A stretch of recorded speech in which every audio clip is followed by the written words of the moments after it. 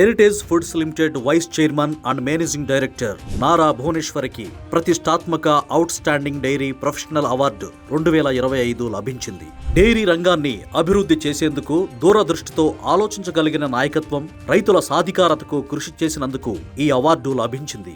Indian dairy association south zone ఆధ్వర్యంలో కేరళలోని Calicut trade సెంటర్లో southern dairy and food conclave 2026 కార్యక్రమం జరిగింది. ఈ సందర్భంగా భువనేశ్వరికి అవార్డును అందజేశారు. ఆమె నాయకత్వంలో హెరిటేజ్ నాణ్యమైన ఉత్పత్తులను అందిస్తోందని జ్యూరీ ప్రశంసించింది. ఇప్పటికే నారా భువనేశ్వరి హెరిటేజ్ ఫుడ్స్ తరఫున గోల్డెన్ పీకాక్ అవార్డును అందుకోక ఇన్స్టిట్యూట్ ఆఫ్ డైరెక్టర్స్ సంస్థ ఆమెను డిస్టింగ్విష్డ్ ఫెలోషిప్ 2025తో సత్కరించింది.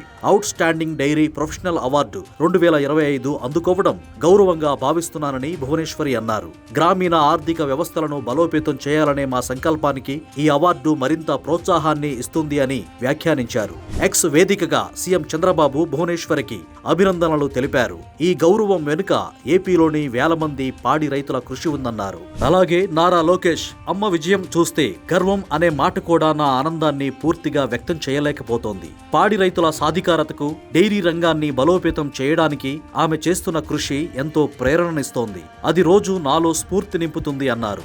అత్తయ్యకు అవార్డు ప్రధాన కార్యక్రమాన్ని చూడడం ఎంతో ప్రేరణ నింపిందని బ్రాహ్మణి కొనియాడారు.